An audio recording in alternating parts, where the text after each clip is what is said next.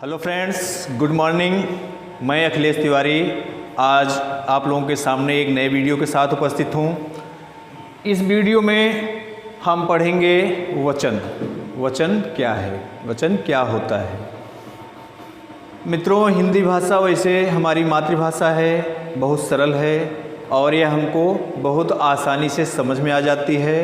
और दूसरे वचन, लिंग, यह सब चैप्टर जो है थोड़ा इजी हैं, लेकिन फिर भी हमारी कोशिश रहती है कि हम इसको और भी सरल ढंग से आप लोगों के सामने प्रस्तुत कर सकूं।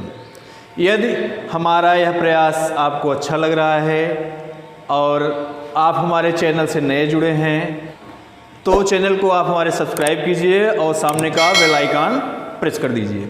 चलिए हम आते हैं अपने चैप्टर पे। हमारा आज का चैप्टर है वचन। जिस संज्ञा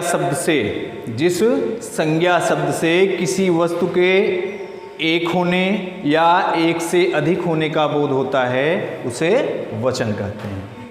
वचन हमको पता हो गया, कोई व्यक्ति, वस्तु, प्राणी कुछ भी हो, अगर वह एक है या एक से अधिक है, यह हमको पता लगाना हो तो कौन बताएगा? वचन। तो आइए देखते हैं आगे वचन के भेद। वचन के भेद। वचन के हिंदी में दो भेद बताए गए हैं। पहला है एक वचन और दूसरा है बहुवचन। वचन के दो भेद होते हैं, पहला एक वचन और दूसरा बहुवचन। एक वचन क्या होता है, पहले हम फोकस करेंगे एक वचन पे। जैसे उस नदी में बहुत जल है, उस नदी में बहुत जल है। जैसे उस नदी में बहुत जल है, एक सेंटेंस ये हो गया। और दूसरा सेंटेंस देखिए,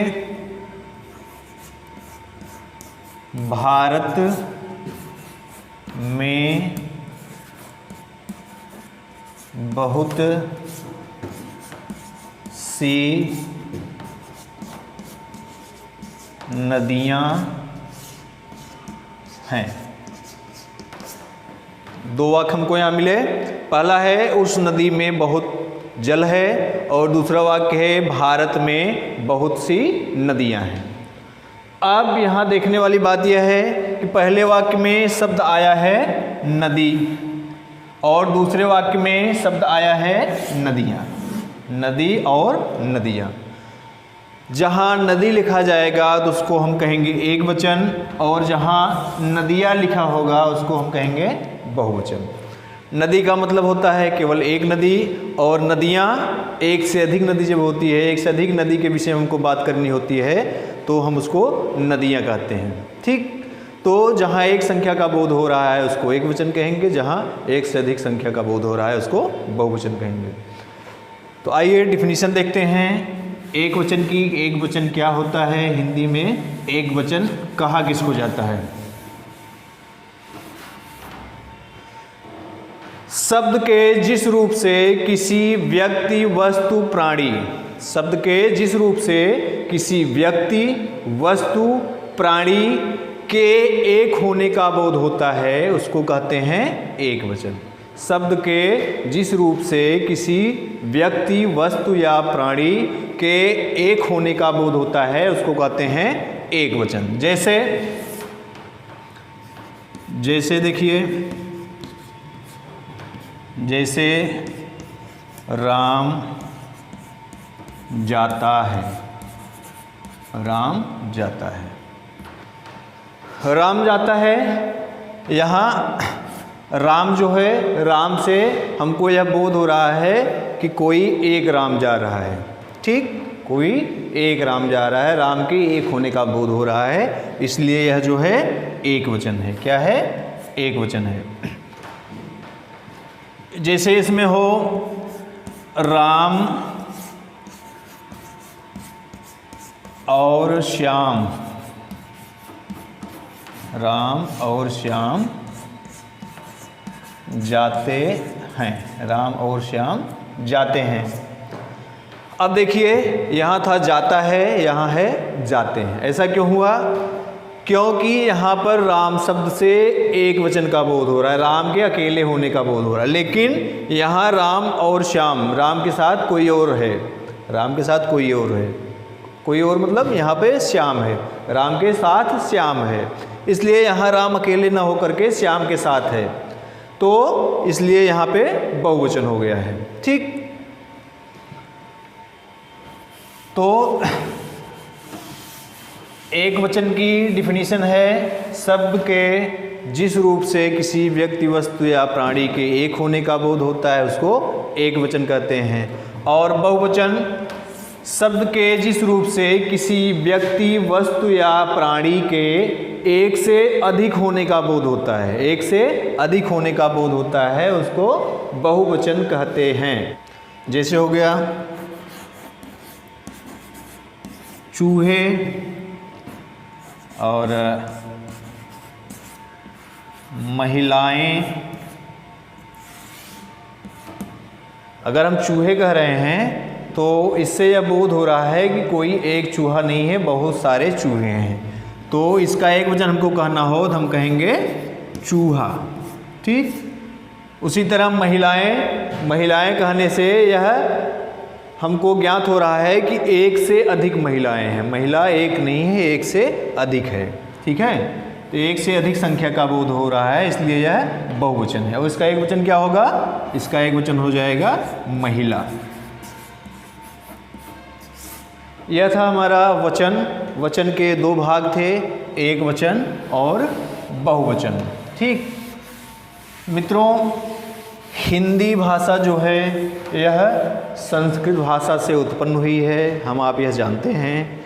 संस्कृत भाषा को हिंदी भाषा की जननी कहा जाता है, संस्कृत भाषा को हिंदी भाषा की जननी कहा जाता है। हिंदी में प्रायः चीज़ें संस्कृत भाषा से ली गई हैं। संस्कृत में भी वचन होता है, हिंदी में दो वचन बताए गए हैं, और संस्कृत भाषा में लेकिन तीन वचन होते हैं। तीन वचन क्या होते हैं? एक वचन, द्विवचन और बहुवचन। हिंदी में क्या है? एक से अधिक है तो उसको कहेंगे बहुवचन, एक से अधिक है कोई वस्तु तो उसको कहेंगे बहुवचन।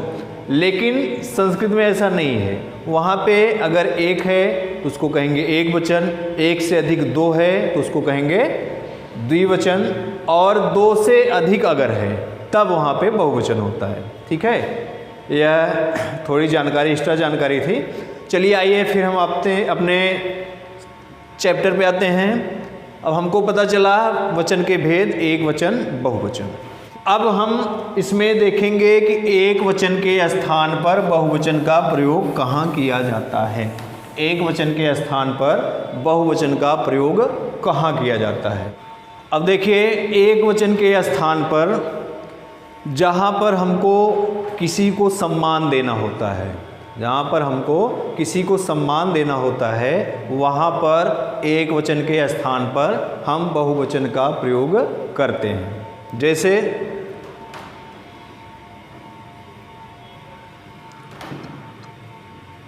जैसे है गांधी जी हमारे देश के राष्ट्रपिता हैं। गांधी जी हमारे देश के राष्ट्रपिता हैं। यहाँ जो है गांधी जी में, गांधी यहाँ एक वचन है, लेकिन चूंकि गांधी जी को हम यहाँ सम्मान दे रहे हैं, इसलिए गांधी जी के साथ है न लग करके हैं लगा है। ठीक, गांधी जी हमारे देश के राष्ट्रपिता हैं। तो ऐसी कंडीशन में एक वचन जहाँ सम्मान देना होता है वहाँ एक वचन की जगह बहुवचन का प्रयोग किया जाता है।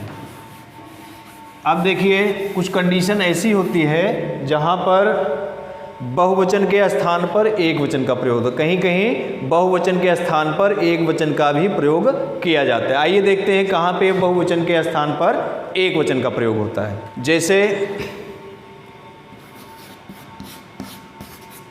आज, कल,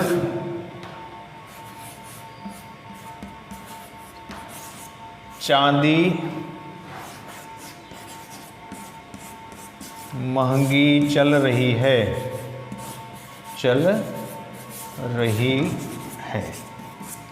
अब देखिए आजकल चांदी महंगी चल रही है। धातुएं जो जात सूचक धातुएं हैं उनका प्रयोग बहुवचन में होता है, लेकिन यहाँ पर इसका प्रयोग एक वचन किया गया है। जो जातिवाचक संज्ञाएं धातुओं और द्रव्यों का बोध कराती हैं, जो जातिवाचक संज्ञाएं धातुओं और द्रव्यों का बोध कराती हैं उनको एक वचन में लिखा जाता है। ठीक, अब आइए हम देखते हैं कुछ ऐसे शब्द हैं हमारी हिंदी भाषा में जो सदैव एक वचन में प्रयोग किए जाते हैं। कुछ ऐसे शब्द हैं जो सदैव एक वचन में प्रयोग किए जाते हैं, जैसे आकाश,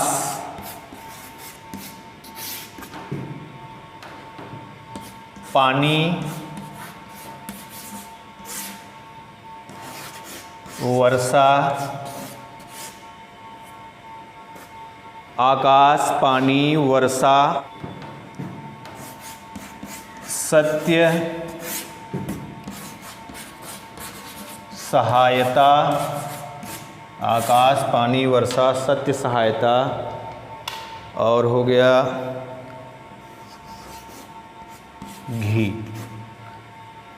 कुछ ऐसे शब्द इसी तरह के और हैं जो हमेशा एक वचन में ही प्रयोग किए जाते हैं, इनका बहुवचन में प्रयोग नहीं होता है। ठीक, चलिए आगे बढ़ते हैं हम।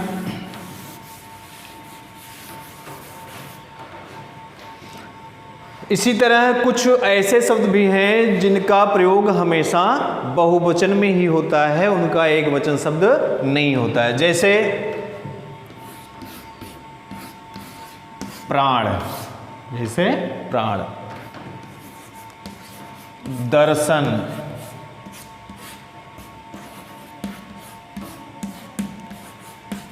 आंसू। प्राण, दर्शन, आंसू,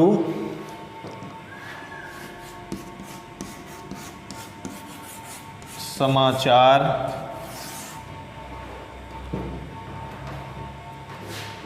आदि ऐसे शब्द हैं जिनका प्रयोग सदैव बहुवचन में होता है। जैसे एग्जाम्पल देखिए बहुवचन में कैसे इनका प्रयोग होता है। प्राण है,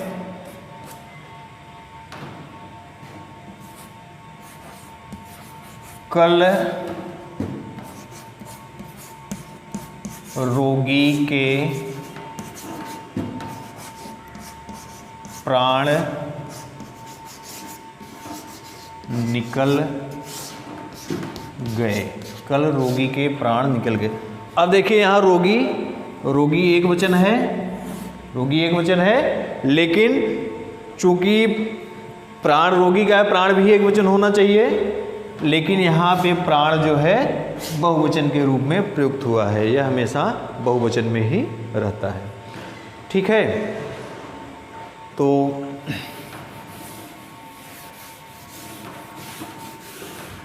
यह था हमारा चैप्टर वचन। तो वचन में हमने पढ़ा वचन कहते किसको हैं, वचन के कितने भेद होते हैं, और एक वचन क्या होता है, बहुवचन क्या होता है, और कुछ ऐसे शब्द हैं जो हमेशा एक वचन में प्रयोग किए जाते हैं, कुछ ऐसे शब्द हैं जो हमेशा बहुवचन में प्रयोग किए जाते हैं। तो इसके साथ यह चैप्टर हमारा समाप्त होता है। इस चैप्टर में पढ़ने के लिए बहुत नहीं था, इसको आप लोग पहले से जानते थे, लेकिन हमने कोशिश की है कि इसको आप और अच्छे ढंग से जान सकें। तो आज का यह वीडियो यहीं पे समाप्त होता है। हम लोग मिलेंगे फिर अगले वीडियो में।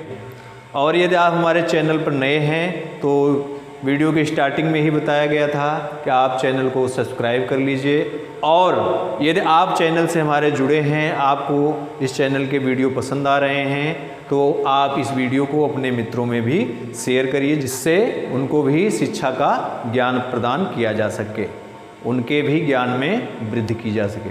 चलिए मित्रों, मिलते हैं फिर अगले वीडियो में। धन्यवाद।